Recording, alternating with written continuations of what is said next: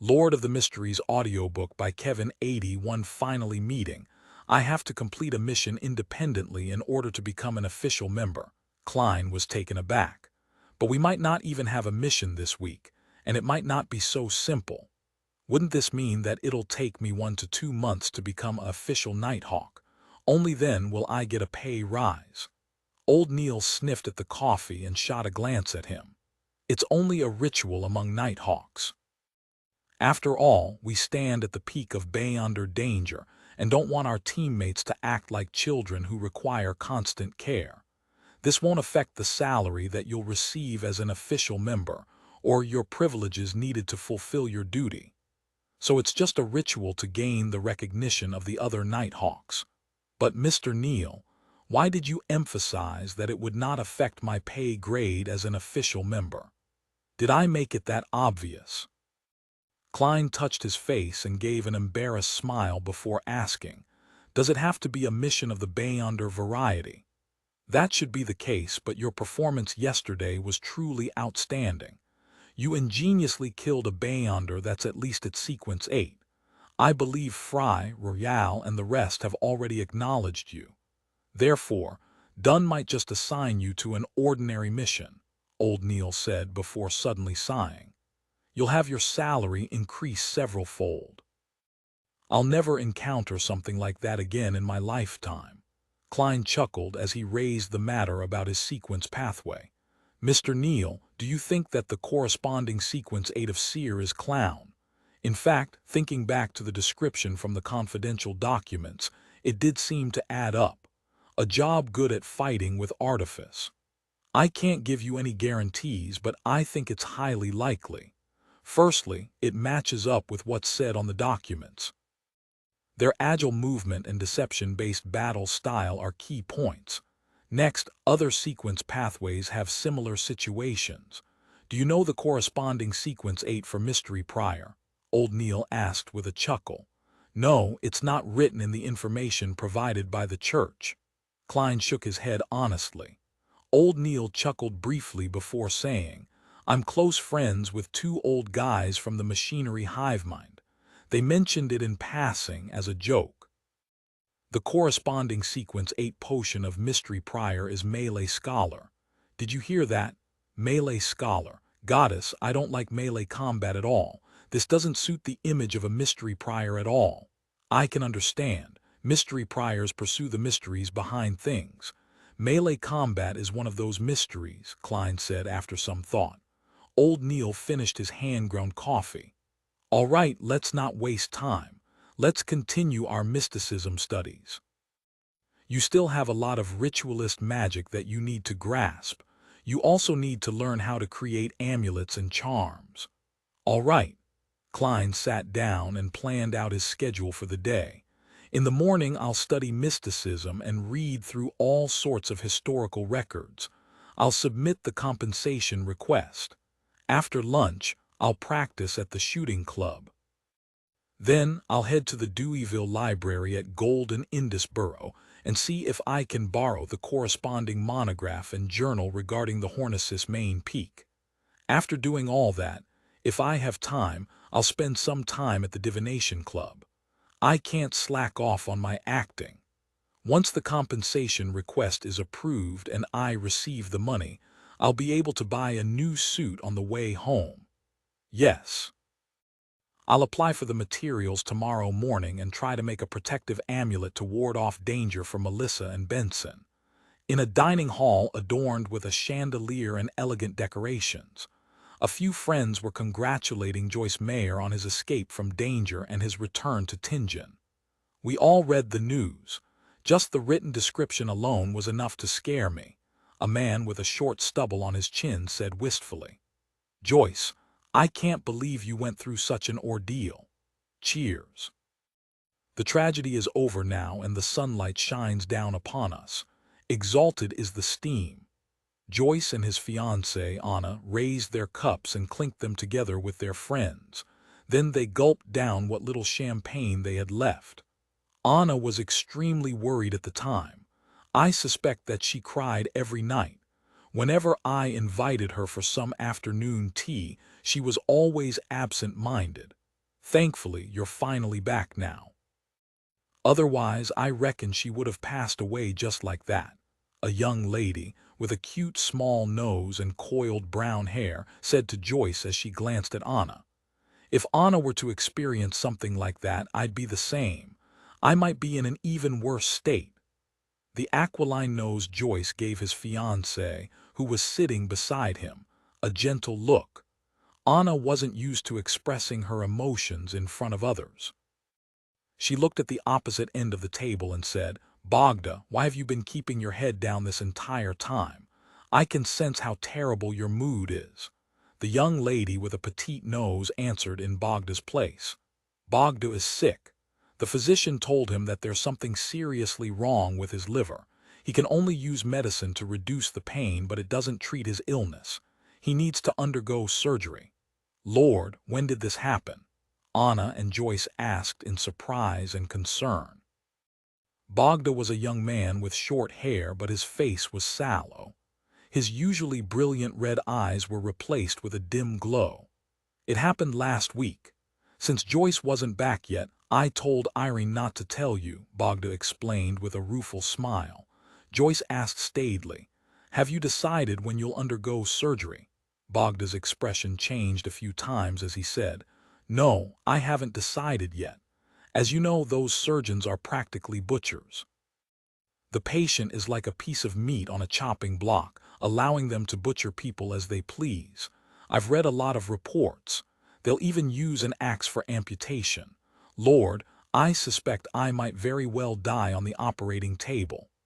But if you delay it further, then surgery might not be able to save you," the man with a stubble said as he tried to persuade him. At that moment, Anna interjected, "Bogda, perhaps you can consider doing a divination.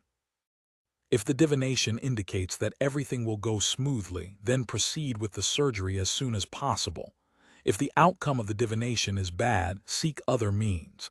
Seek it with the help of the fortune teller. I know of a real mysterious fortune teller. No, I should address him as a seer. I believe he can definitely help you." "For real?" Bogda returned with a question, clearly looking doubtful. Their other friends shared the same attitude. "Yes." Anna nodded without hesitation. "I hired his divination services, and after divining Joyce's situation, he told me to return home. Your fiancé is at home waiting for you. Back then, I was like all of you, filled with doubt. But when I returned home, I really saw Joyce. He was really back." "I can testify on this point," Joyce echoed. "He didn't mention that he had sought Klein's help in interpreting his dreams. This was because the police had informed him that Triss hadn't been caught yet. Therefore, he had to keep it a secret in order to prevent revenge from being exacted upon him. Lord, this is absolutely unbelievable. Is divination really that magical?" Amidst the shouting, Bogda thought deeply for a moment before saying, "Perhaps I should get a divination. Anna, Joyce, could you tell me the seer's name and address?" Anna heaved a sigh of relief and said, "You made a very wise choice. That seer is at the Divination Club at House Street. His name is Klein Moretti. Golden Indus Borough, Deweyville Library."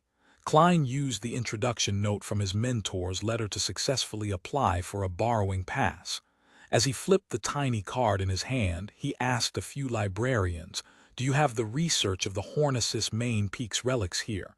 It was published by the Lone publishing firm." A librarian immediately answered, "Please wait a moment. Let me check the records." He turned around and looked at the drawers. He pulled open the letter that matched Hornicis and flipped through a card that was filled with single words that followed a particular order. On careful inspection, he shook his head and said, "Sorry, sir. We do not have this book in our collection."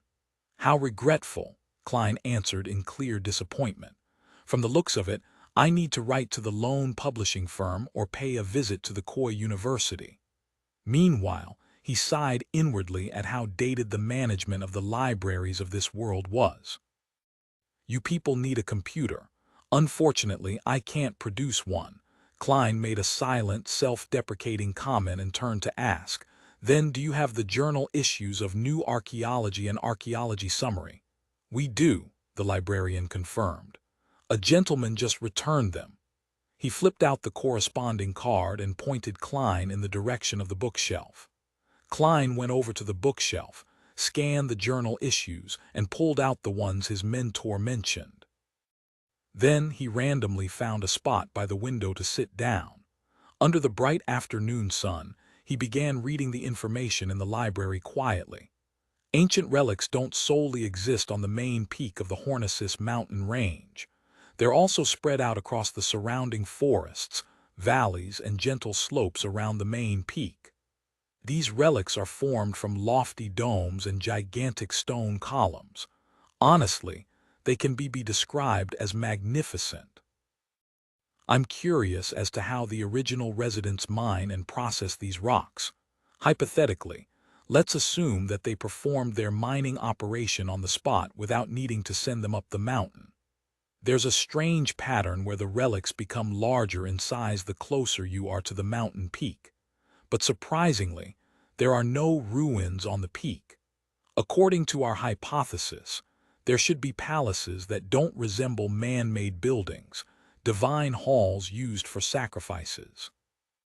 Palaces that don't look like they were man-made, divine halls used for sacrifices.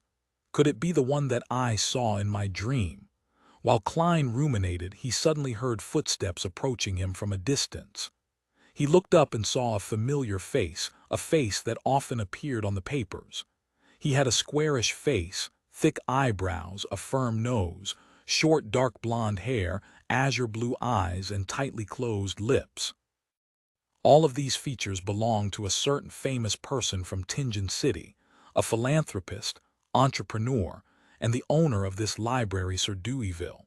Beside Deweyville was the middle-aged butler who Klein had met before. Klein watched them walk by from more than 10 meters away. Out of curiosity, he raised his right hand and lightly tapped his glabella twice. 82 herb store various colors surfaced as auras and entered Klein's eyes. He casually studied Sir Deweyville's condition. He's very healthy, there are almost no hidden problems. His emotional state is horrendous. Amid the dullness, there's frailty. His mental state is frail, he has trouble sleeping well. But the purple aura at his head is completely fine. Klein muttered silently to himself as Sir Deweyville walked off and left the library. Retracting his gaze, Klein pinched his forehead and sighed inwardly. Being a tycoon sure isn't easy. He didn't pay much attention to the matter and returned his gaze onto the journal issues in front of him. Klein didn't find a lot of clues after reading each of them. He could only confirm a few things. Firstly, there existed an ancient kingdom on the Hornicis mountain range, as well as its surroundings. The ancient kingdom's history dated back to at least 1,500 years. Secondly, their architectural style was primarily about being grand. They left behind all sorts of murals, and from those murals, it could be deduced that they believed that the Evernight would protect the loved ones of the departed. Finally, in the ruins, there were symbols that represented the Evernight everywhere, but they were clearly different from the Evernight's sacred emblem. If I had a chance, no, even if I have a chance, I'll never go there, Klein muttered with clenched teeth. He vowed not to court death. After tidying the journal articles and returning them back to their original spots, he put on his hat, lifted his cane, and left the Deweyville Library. Divination Club. Bogda looked at the beautiful lady in charge of receiving guests and said, "I'd like to have a divination." Angelica smiled politely and said, "Do you have a preferred fortune teller? Or would you like to flip through our introduction guide and choose the one that's most suitable for you?" Bogda pressed the right side of his abdomen and gasped silently for breath while saying, "I wish to have Mr. Klein Moretti divine for me." "But Mr. Moretti is not here today," Angelica answered with uncertainty. Bogda fell silent for a moment as he paced a few steps and asked, "When will Mr. Moretti be available?" "No one knows. He has his own matters to deal with. From what I've seen, he usually comes here on Monday afternoons," Angelica said as she pondered over the matter. "All right." Bogda's face darkened as he turned around, planning to leave.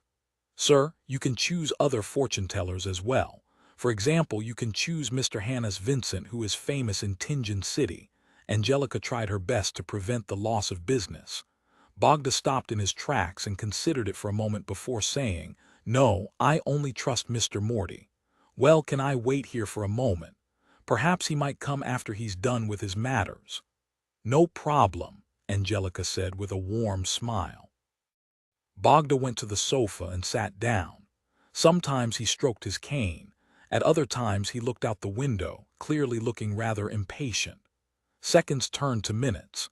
Just as Bogda's mind was in a mess, unsure if he should continue waiting or leave, he heard the beautiful lady exclaim in pleasant surprise, "Good afternoon, Mr. Morty." Klein saw the familiar Angelica and was just about to ask why it was always her. Did she not need to rest or take any days off? However, he immediately took into consideration that he was a seer, so it was not appropriate for him to ask such questions.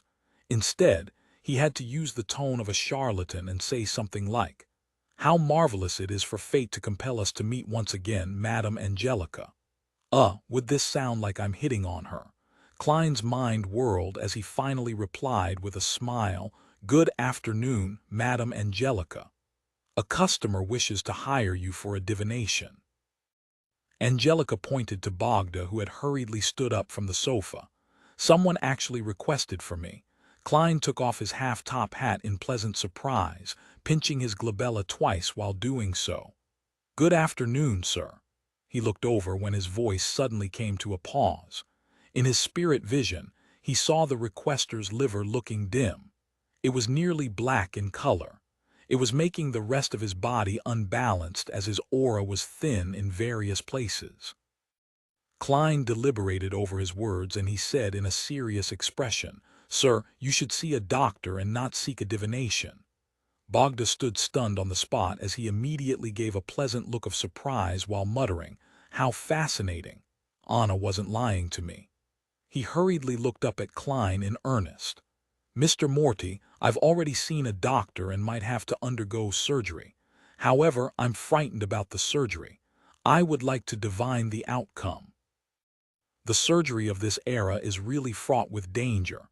Although Emperor Roselle had given the impetus, this era still lacks most of the necessary technology. Klein didn't reject his request and nodded slightly. "My divination fee is 8 pence. Is that fine?" 8 pence, Bogda exclaimed in surprise. "You're only charging 8 pence, according to Anna's description, and the performance Mr. Morty had just shown me. I'm willing to pay at least £1. Haven't you heard of small margins with large volume?" Klein was embarrassed for a moment. After thinking for a few seconds, he calmly smiled and replied, "It is enough just being blessed with the ability to receive revelations from the divine and catch a glimpse of fate. Therefore, we must maintain our humility and suppress our greed. Only by doing so can we continue being bestowed with our gifts. You are a true seer." Bogda held his chest and bowed, his tone filled with sincerity. Upon receiving Bogda's praise and trust, Klein's spirituality seemed to relax. As for the description of his principles, it also gave him some new insight. "Miss Angelica, is topaz available?" He turned to the beautiful lady beside him. Angelica heaved a sigh of relief for Bogda as she smiled sweetly. "Yes." After entering the divination room, Klein instructed Bogda to lock the door. Then he sat behind the table and pinched his forehead. "Shall we use tarot cards for the divination?" he inquired with a smile. Spirit dowsing was only suitable to determine matters related to him. As for drawing an astrolabe, it was too time-consuming. "I'll leave it up to you." Bogda had no objections. Therefore, Klein helped him shuffle and cut the deck before laying them out in an inties formation. Thanks to his uniqueness as a seer, Klein did not flip the other cards. Instead, he directly flipped the card that indicated the final result. A reversed wheel of fortune. "Things will develop badly," he said solemnly as he shot a glance. The color in Bogda's face drained instantly and his lips trembled. "Is it hopeless?" As Klein tried his best to think of a solution, he said, "Let me try a different divination method. Please leave your ring behind. Next, write your date of birth on this piece of paper. Then please wait outside quietly." Influenced by his gentle and comforting tone, Bogda calmed down and followed the instructions by writing down the information and leaving his ring behind. As he watched Bogda leave, Klein wrote a sentence on the piece of paper. Outcome of Bogda Jones's surgery. He picked up the ring and paper slip and leaned back into his seat before using a dream divination technique. In a blurry and distorted world, he gradually found himself, only to see the gentleman collapse with an ashen expression. He was covered in white cloth as he was pushed out of the quaking operating room. This time, Klein didn't encounter anything strange. He no longer felt the sense of being watched, so he quickly woke up. He knitted his brows tightly as he considered how he was going to inform Bogda about the outcome. The surgery may very well lead to death. I can try the restorative ritualistic magic I learned today, but that would expose the matter of Beyonders. Besides, I have to apply for Captain's approval first. Yeah, and I might not be able to treat such a severe disease. Klein was racking his brains when he suddenly thought of something. Mr. Glacis's lung disease was treated by an apothecary. He said that the medicine was extremely miraculous. What was it? Right, Lawson Darkwood, 18 Vlad Street in East Borough, Lawson's Folk Herb Store.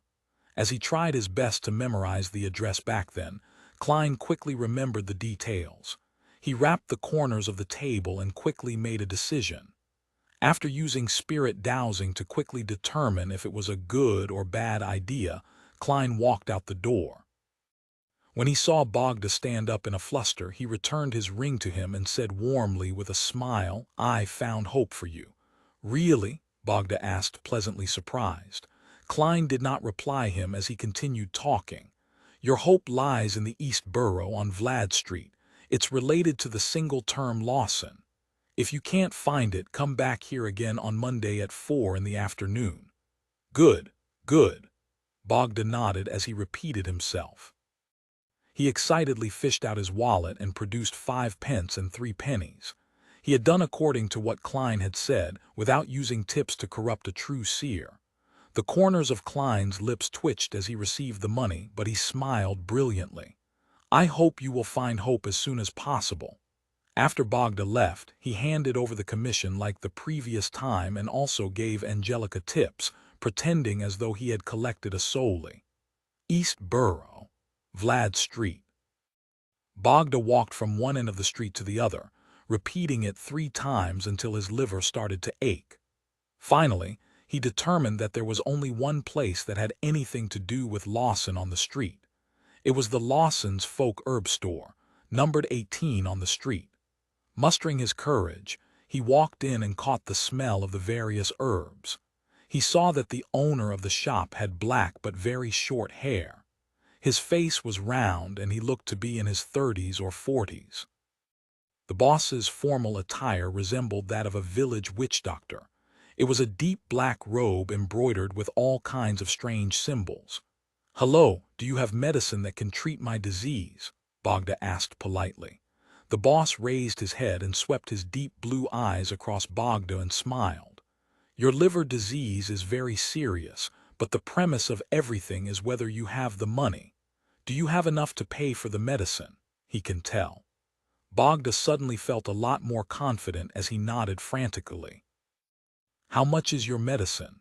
£10, it's a very fair price." The boss fished out a bag of herbs from under the counter and said, "Add sufficient water and boil it into medicine. After boiling it, add 10 drops of fresh rooster blood, then drink it down immediately. This bag of herbs can be cooked thrice. You will be fine after 3 times." As he spoke, he opened the yellowish-brown paper and threw in all sorts of strange herbs. "It sounds extremely shady." Bogda gulped down his saliva and said, "That's it." The boss stared at him and immediately smiled.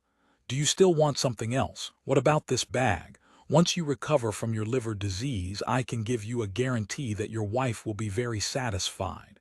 He chuckled as he took out a black-papered bag of herbs and suppressed his voice. "There's mummy powder inside. Trust me, a lot of aristocrats consume this stuff. They put it in their tea or boil it as soup." Bogda's confidence in the boss wavered to the point of feeling disgusted. "I believe in Mr. Morty." He took a deep breath, fished out his wallet, and pulled out the 2 biggest notes from what little was left of his gold pounds. 83 carving holding onto the yellowish-brown paper bag full of herbs, Bogda staggered out of the Lawson's folk herb store. While waiting for a tracked carriage, he suddenly came to a realization. He had spent £10 to buy a bag of stuff. This was nearly a month's salary for him. If it wasn't for his trust in Anna and Joyce, he wouldn't have brought that much cash to the divination club. Could it be that the reason why Mr. Morty only accepted 8 pence for his divination had something to do with his collusion with the boss of Lawson's folk herb store, so as to earn more? This was a classic scam written on the papers. When Bogda made this connection, he even began to suspect Klein a little. He even began suspecting Joyce and Anna. When a tracked carriage stopped in front of him, he looked at the herbs in his hand. Unable to bring himself to return, he entered the carriage with a heavy heart. Inside Lawson's folk herb store, as the boss watched Bogda leave, he suddenly turned his head and shouted at the door where there was a pile of herbs, "Charmaine, stop purchasing herbs from today." "Why, master?" A handsome-looking youth with disheveled hair walked out.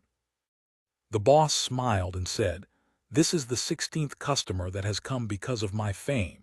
If this carries on, I believe the Nighthawks, the machinery hivemind, and the mandated punishers will notice me. When the time comes, I'll need to consider heading to other cities." "Then do we need to sublease this store?" Charmaine nodded in understanding as he asked with concern. The boss chuckled. "If you wish to stay, you can be the boss of this store. You are already capable at identifying herbs and concocting medicine. Of course, remember to deposit half of your monthly profits into my anonymous Backlund bank account." "But I haven't learned what you are really good at." Charmaine was already sick of never staying in a city for more than a year, but he was unwilling to give up learning the magical formulas that his master was good at. The boss leisurely rocked himself in his seat. "That's not something you can learn just because you want to." A blackish-green bubbling liquid appeared in front of Bogda's eyes. It smelled of stinking socks, and the color that makes one want to puke made him deeply suspicious about everything he had done today. When the rooster blood was dropped into the medicine, Bogda's father looked at his son worriedly and said, "I think surgery is the best option." The few drops of rooster blood bubbled with the boiling liquid before vanishing. Bogda took a deep breath and said, "If this medicine is useless, I'll consider surgery. The Lord will watch over you." Bogda's father gestured a triangular sacred emblem across his chest. By the time the boiling liquid had cooled down, Bogda had no intention of wasting the £10. He raised his right hand and closed his eyes. Flicking his head back, he gulped down the medicine in one go. The pungent aroma that had the noxious smell of blood swished around in his mouth as he nearly spat out everything he had just drank. That night, Bogda had an upset stomach. He went to the bathroom 6 times, and by the time the crimson moon vanished, he fell asleep groggily. After an unknown period of time had passed, he jolted awake, having dreamed that he was being reprimanded by his boss at work. "Thankfully, I took 3 days of annual leave. I don't have to rush to work." Bogda heaved a sigh of relief when he discovered that he felt a lot more spirited. This was in stark contrast to the sluggish state he was in for the past few weeks. Bogda subconsciously reached out and pressed the right side of his abdomen. He noticed that the region which previously hurt when under slight pressure felt normal. He only felt the pain from ordinary pressure. Don't tell me it was really effective. That apothecary was clearly just fooling me. Bogda was both surprised and doubtful as he got out of bed. He stretched himself and felt his health returning to him. He fell silent for a very long while as he muttered, According to the apothecary, I still need to drink it twice. Once I'm done drinking, I'll go to the hospital to get a checkup from a doctor. That apothecary didn't tell me how many times I can drink a day. I still think he's a cheat. Inside the civilian staff office of the Blackthorn Security Company, from his prior request, Klein received a space where no one would disturb him. He held a carving knife and emitted his spirituality. He seriously carved the incantations and symbols onto 2 silver accessories.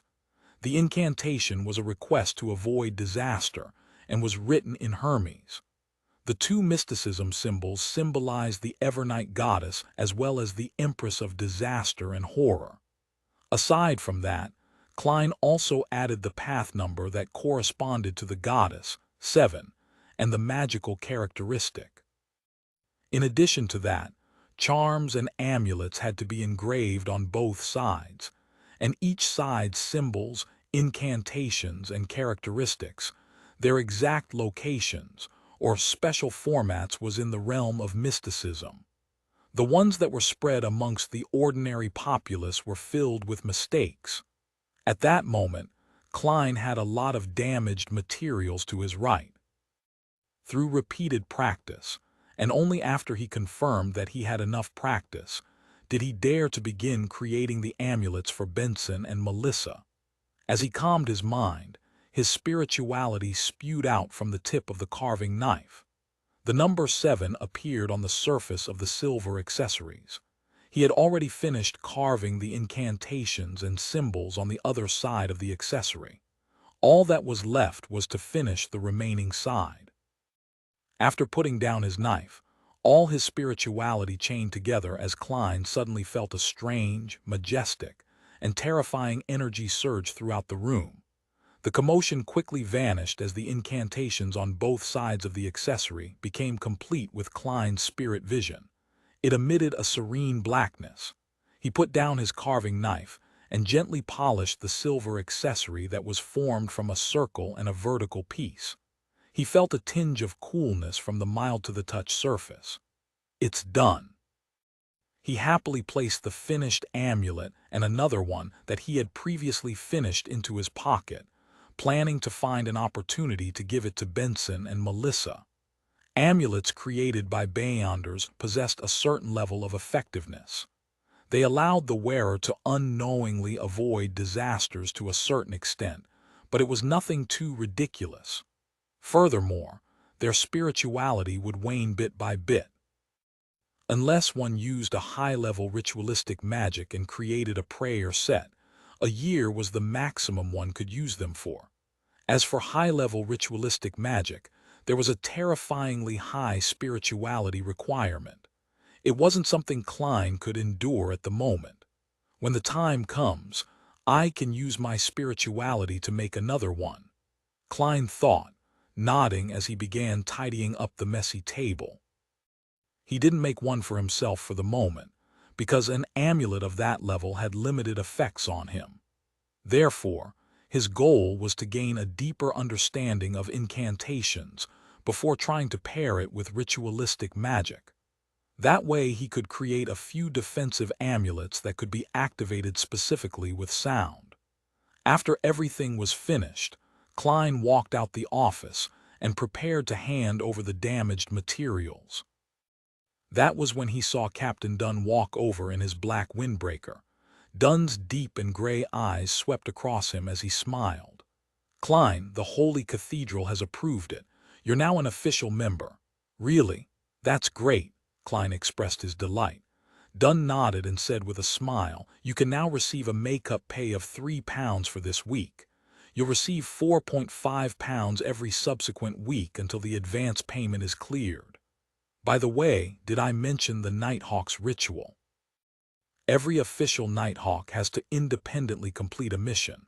Only by doing so will you gain the recognition of your partners. In consideration of the outstanding performance you showed, I believe I can assign you an ordinary mission instead. When that happens, I'll formally introduce you to all the Nighthawks in Tingen City." Klein replied without hesitation, "All right." £3 plus his compensation of £7. Getting a new suit wasn't a problem anymore. Furthermore, he would still have plenty left over. Well, who knows when my mission will arrive. Klein waited all the way till Sunday, the day of Selina's birthday banquet. Changing into his formal suit and using a brush and handkerchief to tidy his half-top hat, Klein looked himself in the mirror before walking over to the first floor in satisfaction. At that moment, Melissa was sizing up Benson's clothes. "Is there a problem?"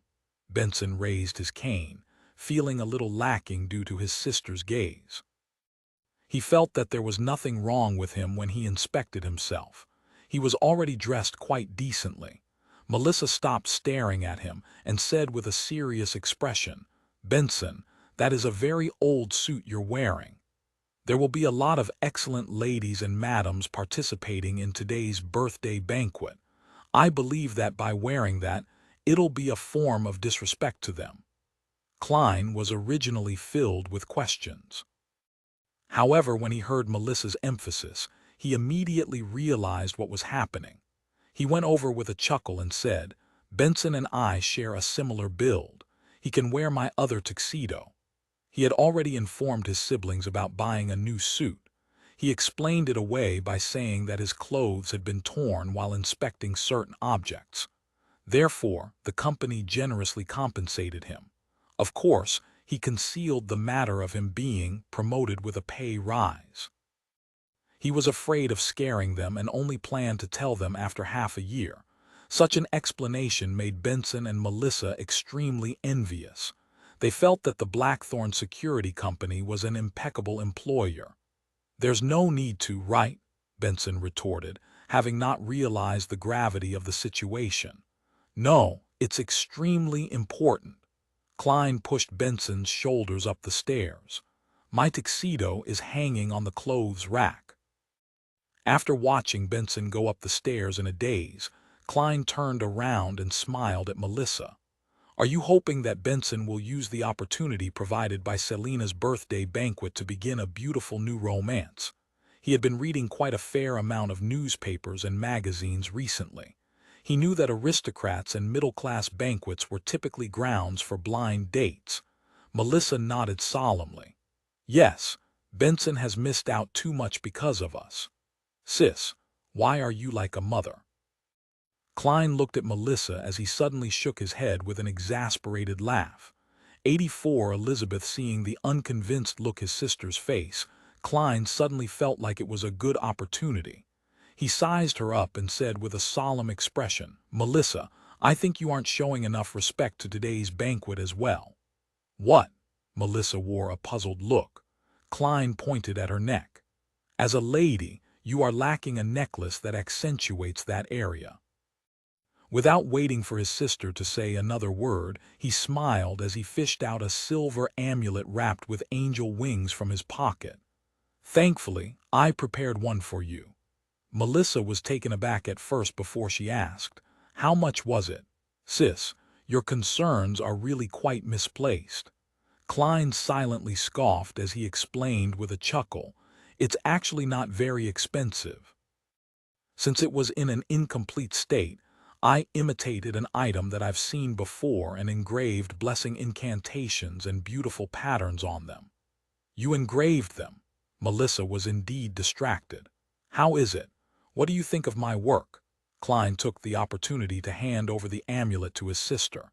Melissa studied it before gently biting down on her lip. "I like the surrounding angel feathers. If you think the incantations and symbols I engraved are ugly, then just say so. There's no need to mince your words. An amulet's value is in its effects." The corner of Klein's mouth twitched. Just as he was about to urge his sister to accept it, he saw Melissa put on the necklace with a forced expression on her face. She then carefully adjusted the positioning of the amulet. "Perfect." Klein sized her up and gave her exaggerated praise. Melissa shot him a glance and looked down at her amulet. She said listlessly, "Klein, you were never like that before, acting like that." "Perhaps it's because of my good job. With a decent income, I've become more confident." Klein interrupted his sister and gave a preemptive explanation. Sigh, even though I received the original Klein's memory fragments, making myself appear natural in most major aspects, certain fine details are still there. I'm still used to presenting my real personality, especially when I'm getting closer and more familiar with Benson and Melissa. He sighed inwardly. Melissa seemed to accept his explanation and pouted her lips. It's great that you're like that. Really great. After the two engaged in a short conversation, Benson came down having changed his clothes. He wore a white shirt with a black vested tuxedo. His black bow tie and a pair of long, straight trousers made it seem like he had undergone a complete makeover. It was like he was a successful businessman after years of hard work. Same for the receding hairline. Klein chuckled inwardly. Excellent, Benson. It suits you very well, he said with a brilliant smile while throwing up his hands. Melissa also nodded in agreement on the sideline. The facts show that my clothing is more important than me. Benson gave a self-derisive comment. Klein took the opportunity to fish out the remaining amulet and repeated his explanation from earlier before saying, I also made one for you. Not bad. I'll bring it with me. Benson accepted it without a fuss as he quipped, Klein, I wouldn't find it odd, even if you were to suddenly know how to style your hair, make clothes, fix watches, and feed curly-haired baboons. Life is just so full of surprises, Klein replied with a smile. Following that, the siblings tidied themselves up before walking out the main door. They took a trackless public carriage and arrived at the North Borough's Fania Street where Selina's house was. The Wood family lived in a terrace house as well, but unlike Klein's place, they had a porch. They had a small lawn in the front which made it look very elegant. When they rung the doorbell, Klein, Benson, and Melissa only had to wait for around 10 seconds before they were able to see the star of the day, Selina Wood. With a head covered in wine-red hair, the girl gave Melissa a delighted hug. I like this dress of yours. It makes you look exceptionally beautiful. Standing beside Selina Wood was her father, Mr. Wood, senior employee of Backland Bank's Tingen branch. Welcome, our honorable elder brother. Welcome, our young historian. He deliberately addressed Benson and Klein in an exaggerated manner. Young historian. Why doesn't he add the description of me having a conscience? Klein retorted as he took off his hat and replied with a smile, Mr. Wood, you look much more spirited and younger than I imagined. His style of flattery had unknowingly inclined himself to the foodaholic empire. Benson held out his hand and shook Wood's hand. I know a lot of bank employees, but they're all equally arrogant and stiff, as though they're the latest machines.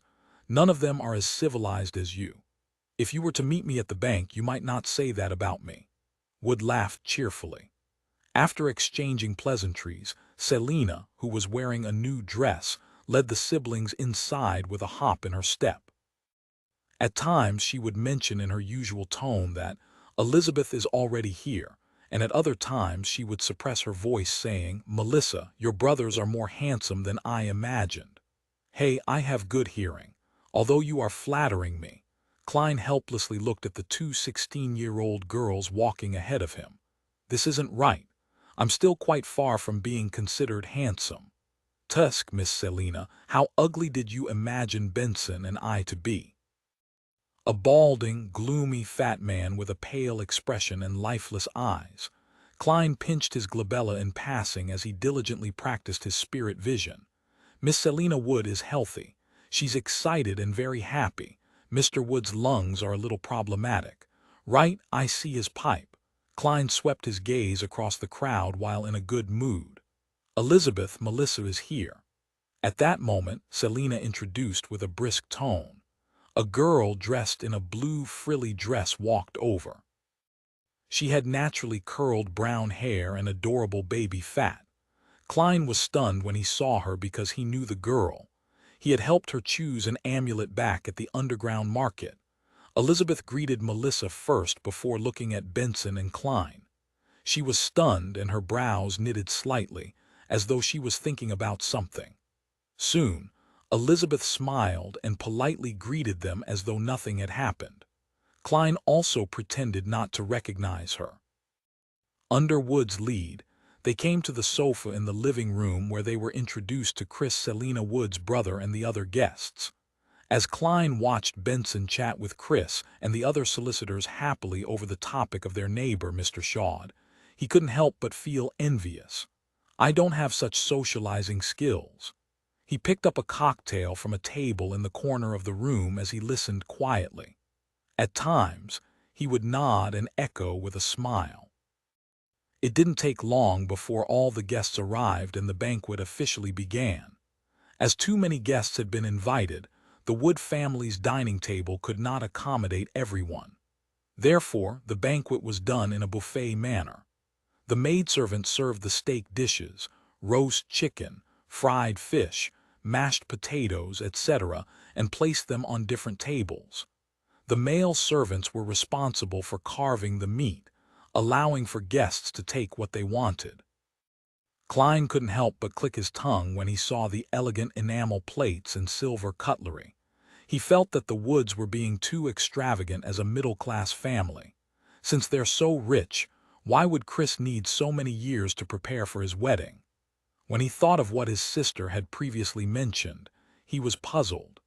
Yeah, it was probably to save up money to buy this cutlery that would have taken them so many years to afford. To such families, they have to look respectable. Amidst his mixed emotions, Klein picked up a plate and walked in front of a dining table. He forked a piece of honey-glazed roasted meat. At that moment, Elizabeth with her adorable baby fat cheeks came over. As she looked at the food, she whispered, "So you are Melissa's brother. Thank you. Selina likes the amulet I gave her a lot. She said that she felt healthier the moment she wore it." Selina. Amulet. Klein suddenly recalled the reason for selecting an amulet for the girl beside him. It was to give to a friend who liked mysticism as a birthday gift. That friend was Selina. Selina liked items related to mysticism. Klein frowned slightly as he smiled politely. It might just be akin to a placebo effect. After saying that, he began waiting for her to praise Emperor Roselle. However, Elizabeth's reaction was that of confusion. What's a placebo effect? It means it's completely psychological. At times, we believe that we will turn for the better and end up really becoming better, Klein explained crudely. No, she said it's different from the amulets that she bought in the past. It feels different, Elizabeth emphasized. She cocked her head and shot a glance at Klein and said curiously, "I never expected Melissa's brother to be an expert at mysticism. As you know, I studied history, so it's common to encounter similar matters." Klein diverted the topic skillfully as he asked, "Are you also studying at the Tingen Technical School?" "No, Selina and I were Melissa's former schoolmates. Later, she went to a technical school. I study at the nearby Ivos Public School," Elizabeth explained seriously. A public school wasn't established and maintained by the government. Instead, it was a school that accepted students from the public.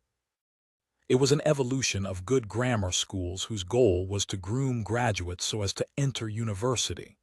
The schools were rather expensive, and they would consider the student's family background. It could even be out of range of typical middle-class families. She didn't talk much. After choosing her food, she returned to Selina's side. After congratulating the star of the day on a happy birthday, the banquet gradually came to an end. Klein and Benson were invited to a game of Texas Hold'em. The small blind was half a penny and the big blind was a penny. As for Melissa, Elizabeth, Selina, and their friends, they went upstairs. It was unknown if they were chatting or playing games. Klein's luck was pretty bad. He played about 20 rounds but didn't receive a good hand at all. All he could do was fold and be a spectator. When he flipped the ends of his cards again, he found a 2 of hearts and a 5 of spades. "Shall I try a bluff once?" Klein considered for a moment but did not manage to muster the courage. He also resisted the urge to use divination to cheat. He covered his cards and rapped the table, indicating that he was not making a call. Then, he got up and left the table to head for the bathroom. Roselle was also a person with an obsessive-compulsive disorder. He actually found an odd reason to name the play style Texas. Klein shook his head as he proceeded forward. At that moment, he suddenly came to a halt as his pupils constricted. His spiritual perception told him that there was a strange fluctuation upstairs. 85 urgency, the strange, twisted, and obscure fluctuation was short-lived. Shortly afterwards, Klein even suspected that he was hallucinating. If he wasn't considered rather skilled at spiritual perception, it was very likely that he would have written off the abnormality. Klein frowned as he thought of his sister upstairs. He tightly held onto his cane as he went around the bathroom and hobbled to the wood household staircase. He quickly went upstairs while following the traces with his spiritual perception before arriving at the living room beside the balcony. This should be it, Klein mumbled as he raised his hand and tapped twice on his glabella. Auras penetrated the walls and the large wooden door before entering his vision. Most of the colors were ordinary with a blurry outline. However, one of them in particular was rippling with a sinister dark green color over its surface that slowly corroded inwards. Just as I thought, something wasn't right. Klein wore an unusually stern expression as he reached out with his right hand and removed the silver chain which was wrapped around his left wrist. He held the silver chain in his left hand, allowing the topaz to dangle before him. When the topaz stopped swinging, he traced the spherical light and chanted inwardly, "The room before me has danger caused by the supernatural." Normally, spirit dowsing was only suitable for divining something that was related to him or the specific circumstances in a small region around him. As such, Klein described the chant in very specific manner the danger could affect him, and the room was right in front of him. The room before me has danger caused by the supernatural. After repeating the chant 7 times, Klein's eyes widened as he saw the topaz rotating in a clockwise motion rapidly. It was an indication that there was indeed danger caused by the supernatural inside the room, and it was of considerable danger. Selina is a mysticism enthusiast. Did something go extremely wrong when she was dabbling with some sort of ritual? What should I do? Klein massaged his brows and wrapped the chain around his wrist before knocking on the door. Thump, thump, thump. He knocked on the door 3 times rhythmically and wore an amiable smile on his face. The door opened with a creak. Melissa, who was wearing her new dress, appeared in front of Klein. "Klein, is something wrong?" The girl didn't expect her brother to be here, so she was momentarily surprised. Klein responded with a smile, without any sign of distress. "I was just curious since I heard you gals enjoying yourselves. Sorry for disturbing all of you." Melissa lowered her head in apology, feeling somewhat embarrassed. "We're playing with magic mirror divination. Selina knows a lot and it's very fun." Magic mirror divination. "Sis, why don't you gals play Charlie Charlie Challenge 1 or Ouija boards 2? Klein shook his head, feeling both peeved and amused. He looked behind Melissa and into the living room. He saw Selina with her beaming smile and deep dimples. However, in his spirit vision, the wine-red-haired girl who was holding a silver-coated mirror was being encroached by the sinister dark green colors. As his mind whirled, Klein deliberated over his words and said, "Heh heh, I won't be interrupting your game. Ah, right, where's Elizabeth? I had chatted with her over FASAC grammar. She mentioned that she wanted to ask me some questions." "Elizabeth," Melissa sized her brother up and said in an eccentric tone to emphasize her words. "She's only 16. Hey, don't let your imagination go wild," Klein immediately explained. "It's a very normal academic discussion. Elizabeth is very interested in history and ancient languages." Melissa took a deep look at her brother before saying, "She's inside. I'll inform her." "All right." Klein took a step back and moved away from the door. While watching his sister turn around, he heaved a sigh of relief.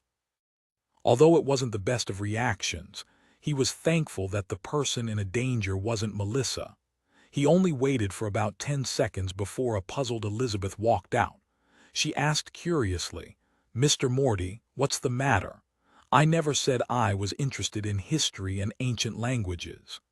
At that moment, her sentence was halted by Klein's stern and solemn expression.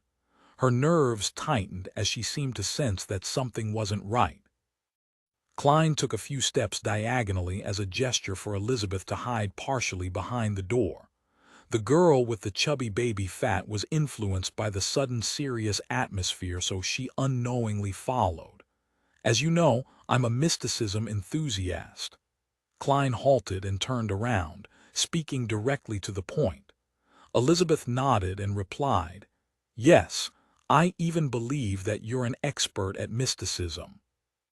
"No, I'm only an enthusiast, but this doesn't stop me from noticing that your magic mirror divination has turned into a problem," Klein said with a heavy tone. "A problem?" Elizabeth nearly raised her voice as she hurriedly raised her hands to cover her mouth. Klein thought for a moment before saying, "I know words alone will make it difficult for you to believe me. Return to the room, and when Selina isn't paying attention, steal a glance at the front of the mirror which Selina has hidden away from all of you." "How do you know that she hid the front of the mirror from us?" Elizabeth blurted out. "According to the information from the Nighthawks, more than 90% of the time, magic mirror divination cases which involve evil share such similarities." Klein smiled and said, "General knowledge." When the doubtful and frightened Elizabeth returned to the room, his composed smile vanished instantly. His face looked worried. "Even though we're all in the North Borough, to go from Fania Street to Zoudeland Street will take at least 15 minutes of travel by public carriage. By the time Captain arrives after making a round trip, the situation might have deteriorated to a hopeless state. If only Benson and Melissa wasn't here. But I can't deal with those hidden and unknown existences. Do I have any means to contain it? Right, Selina is a mysticism enthusiast. Her room definitely has no lack of pure dew, essential oils, herbs, and other items." Just as Klein was racking his brains for a solution, Elizabeth sat next to Selina by using an excuse of discussing something with her. A girl opposite her sipped a mouthful of red wine, and under the teasing looks of everyone, despite her blushing, she mustered her courage to ask, "Can you help me divine when I'll meet a romantic and handsome gentleman?" Selina lightly coughed twice as she rubbed the mirror's back and said, "Mirror, mirror, tell me, when will the gentleman in Yanina's heart appear?" After repeating it 3 times, she picked up the mirror and raised it in front of her. Seizing this opportunity, Elizabeth suddenly turned her body and stretched out her head to take a glance. According to her expectations, she felt that she would see Selina's face and half her face. However, the only thing she saw was Selina. The tiny mirror only had Selina, and it was Selina's entire body. The mirror was completely pitch black, with Selina standing in the middle with a cold expression. Elizabeth trembled all over as she lunged backward and leaned against the sofa. She momentarily forgot to breathe. She involuntarily trembled and, without giving an excuse, got up immediately, stumbling to the door. She didn't even dare to turn back to look at the beaming Selina. "Yanina's gentleman will appear on the Sunday of the 2nd week, half a year later." Amidst giggles, Elizabeth opened the door and left the room to see Klein, who was standing in the shadows of the wall lamps in his tuxedo and half-top hat. "Mr. Morty, aye," she stammered in a daze. Klein calmly smiled. "Don't disturb the girls and ladies inside." Infected by his smile, Elizabeth calmed down significantly. She extended her hand and closed the door as she quickly walked over to the wall lamp. "I saw it. I saw only Selina inside the mirror, a devil like Selina," she whispered hoarsely. "Indeed." Klein's expression turned serious as he asked in a deep voice, "Do you know which is Selina's bedroom? Do you know where her mysticism items are?" "There." "The mysticism items are in there as well." Elizabeth didn't hesitate to point at a room diagonally across. Klein held his cane and walked over, opening the unlocked wooden door. Under the streetlights and the crimson moon's illumination, he turned a valve and lit a gas lamp. A pale yellow light glowed as he swept the area and found bottles of pure dew, flower essence, boxes of herbal powder, candles, and amulets. These items were placed on tables or neatly arranged inside a rack. Their names were given on sticker labels. After confirming the items, Klein said to Elizabeth, who had followed behind him, "Do you want to save Selina?" "Yes." Elizabeth subconsciously nodded before asking in a daze, "Will it be dangerous?" "A certain amount. After all, I'm only a mysticism enthusiast," Klein replied frankly. "A certain amount of danger." Elizabeth pursed her lips tightly for a few seconds before saying, "Is there anything you need from me?" Klein smiled warmly as he comforted her. "Don't be nervous. Now all you have to do is pretend to return as though nothing had happened. Return to Selina's side. 5 minutes later, remember 5 minutes later, tell Selina that you have a pleasant surprise and bring her to me. Knock on the door softly, one long knock and 2 short ones. Following that, well, leave it to me." Elizabeth thought over it silently before nodding seriously. "All right." Seeing her return to the living room, Klein glanced at his pocket watch. He closed Selina's bedroom and quickly cleared the desk. Then, he picked the items needed and placed them on a chair. Immediately following that, he picked up 2 faint candles with a light aroma. He placed them on the upper left and right corners of the desk. They were symbols representing the Lady of Crimson and the Empress of Disaster and Horror. Klein planned on holding a ritual here to borrow the Evernight goddess's powers to ward off the mysterious and unknown existence that was affecting Selina. As he was only a sequence 9, the ritualistic magic he knew wasn't strong enough. In order to succeed, he needed Elizabeth to lure Selina into a sealing circle, right in the vicinity of the altar. Therefore, he needed to consider situations in which Selina might notice and resist.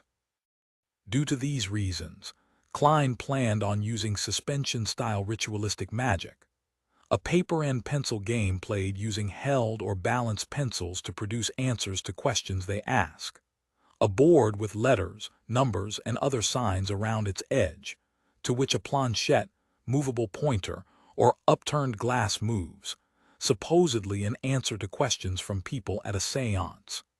86 prayer suspension-style ritualistic magic referred to the termination of a ritual according to the Beyonder's judgment. They could finish other matters first before returning to continue the ritual. Even by doing so, it was still possible to gain the desired effects. This was a technique produced over 1,000 years of ritualistic magic development. After all, many high-level ritualistic magic required multiple steps. The duration ranged from an hour to half a day before finishing. It was difficult to ensure that no one disturbed them during the entire process, or that there wouldn't be any accidents. After gaining lessons from various predecessors through blood and tears, gaining feedback through each failure, being able to suspend ritualistic magic became mainstream at the higher levels, while it also indirectly affected the lower-level rituals. However, being able to suspend a ritual didn't mean that the ritual could be suspended at any time. One had to abide by mysticism theory and grasp the corresponding technique. If not, the failure of the ritual was unavoidable. It could even result in a terrifying backlash effect. Based on Klein's understanding, once one gained the attention of a particular divinity, and the divinity was waiting on the contents of the request, to suddenly say, "Wait, I need to use the bathroom," one can only be congratulated, since they might never need to go to the bathroom ever again. Phew! Klein heaved a sigh of relief as he composed himself. Even though he had held many luck enhancement rituals, and had even designed a corresponding ritual that made an attempt at justice and the hanged man, this was his first actual ritualistic magic that abided by the rules. After looking at the silver-inlaid cane by the side of the bed, Klein picked up the third candle and placed it in the middle of the desk to represent himself. He placed the silver bowl that Selena used for rituals in front of the third candle and replaced the axe with a sacred emblem. On the left were the pure dew and essential oils of the moon flower, slumber flower, and other plants. While on the right, he placed a plate of salt, a small silver dagger, a piece of fake goatskin, and a quill that was dipped in ink. Luckily, Selena had a complete inventory. Otherwise, he wouldn't have had any way to complete the preparations. As for the moderately fast rituals that old Neil could perform, they were not something a seer could do. From the looks of it, Selena was quite an experienced mysticism enthusiast. Yes, if she wasn't experienced then she wouldn't have gotten into such trouble. She was only 16 and had been exposed to all of this for at least a year. Who had guided her? Ideas flashed through his mind as he picked up Selena's cup from the bed. He poured plain water into it and placed it beside the coarse salt. He took out his pocket watch and popped it open. He didn't delay any further after taking a glance at it. He traced layers of the spherical light in his mind and quickly entered meditation. The room that was filled with floral fragrance was suddenly subject to a formless whirlwind. Klein put away his pocket watch and his eyes suddenly turned darker, from brown to black, as though he could see through one's soul. He extended his palm and laid it against the candle on the top right corner. He chanted inwardly, "Evernight Goddess, you are the Lady of Crimson." As Klein chanted, he extended his spirituality and rubbed the candle wick. After a couple of moments, the candle suddenly lit up, and there was a tranquil blue inside the dim yellow light. "Evernight Goddess, you are the Empress of disaster and horror." Just like he did before, Klein successfully lit up the second candle on the top left corner.